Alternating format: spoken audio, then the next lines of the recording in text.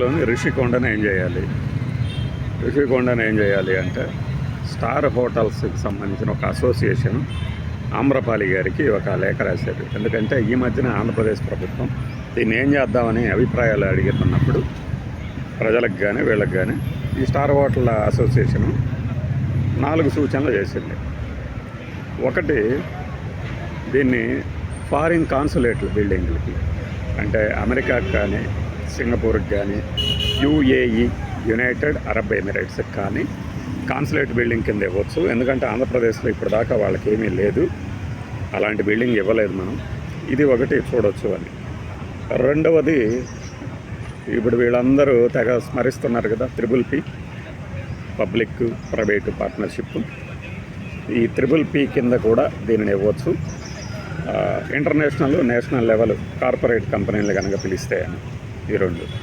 మూడవది ఏంటంటే ఒక బీచ్ ఫ్రంట్ డైనింగ్ టూరిజము, అంటే మొత్తానికి టూరిజం హబ్ కింద దీన్ని తయారు చేయొచ్చు అని. నాలుగవది, స్థానిక అంటే లోకల్గా ఉన్నటువంటి కల్చర్ని ప్రమోట్ చేయడానికి ఇంటర్నేషనల్ బీచ్ ఫెస్టివల్స్ కానీ మరొకటి కానీ. అంటే ఈ 4, 3 ఏంటంటే 2 దాదాపు ఒకేలాగా ఉంటాయి. మనం 4, 3ని ఒకదాని కింద తీసుకొని 1, 2 అంటే ఈ కాన్సులేట్ బిల్డింగ్కి ఇవ్వటము, రెండవది PPP కింద కార్పొరేట్లకి ఇవ్వటం. ఈ 3 కనుక చూసినట్లయితే ఈ 3 విధానాల్లో ఏదో ఒకదానికి కనుక కట్టుబడుతుంటే వైజాగ్ బ్రాండ్ మారుమోగిపోద్ది అంటారు. సరే, వీళ్ళు ఏం చెప్పారు అంటే స్టార్ హోటల్స్ యాజమాన్యాలు ఒక సమాఖ్య కాబట్టి, అంటే ఒక అసోసియేషన్ కాబట్టి కమర్షియల్ యాంగిల్లోనే చూస్తారు. ఇంకొంతమంది ఏమంటారంటే దీన్ని ఒక మ్యూజియం లాగా కలనరీ ఆర్ట్స్కి సంబంధించి, బీచ్ ఫెస్టివల్కి సంబంధించి, స్థానిక కల్చర్కి సంబంధించి ఇలా ఏమైనా సరే అంటే టూరిజంని ప్రమోట్ చేసే దానిలా చేయొచ్చు అంటారు. ఎవరు ఏం చెప్పినా కూడా ఏంటంటే మనము చాలా అనుభవం ఉంది, దేనికి చేయాలి అని చెప్పుకుంటూ మిగతా వాళ్ళు కూడా కీర్తిస్తూ ఇది కదా దార్శనికత అని చెప్పుకుంటున్నప్పుడు దీనిని 16 నెలలకు కూడా ఇంకా తేల్చలేదంటే ఏంటంటే దాని అర్థం మేము రకరకాలుగా ఆలోచించి ఈ నిర్ణయానికి వచ్చాము అని చెప్పే ఒక ఆలోచన అంతే, క్లియర్గా.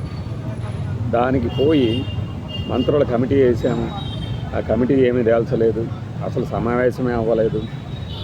మేబీ ఈ సమావేశాలన్నీ అక్కడ పెట్టడంలో ఉద్దేశం కూడా అదే, ఒకసారైనా వెళ్ళి చూసి వద్దాము. ఏమీ తేల్చినప్పుడు అక్కడ సమావేశాలు పెట్టుకొని ప్రయోజనం ఉంది. పైగా దానికి నెలకి ఇంత అవుతుంది అంత అవుతుందని ఖర్చు చెప్తున్నారు కదా. మెయింటెనెన్స్ రాష్ట్రంలో ఉన్న పెద్ద బిల్డింగులు మెయింటెనెన్స్ ఖర్చు ఎంత అవుతుందో చూడాలి ఒకసారి.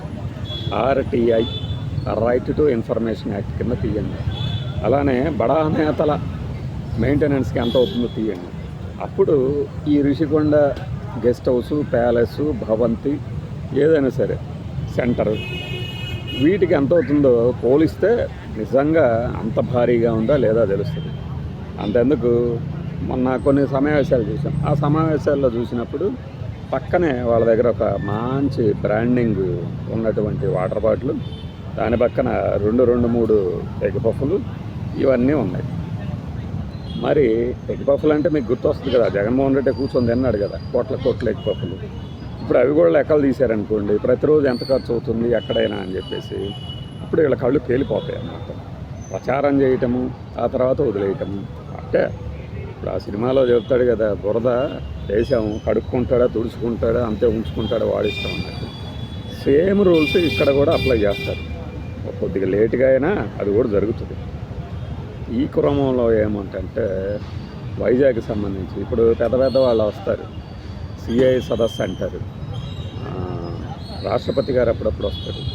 లేదు, వైజాగ్కి సంబంధించి నేవీ ఉంది కాబట్టి అక్కడి నుంచే కొన్ని నౌకల్ని, యుద్ధ నౌకల్ని జాతికి అంచడం చేస్తుంటారు కాబట్టి వాళ్ళకి అదొక ఫెసిలిటేషన్ సెంటర్ లాగా కూడా ఇవ్వచ్చు, హిల్ స్టేషన్ సెంటర్ లాగా.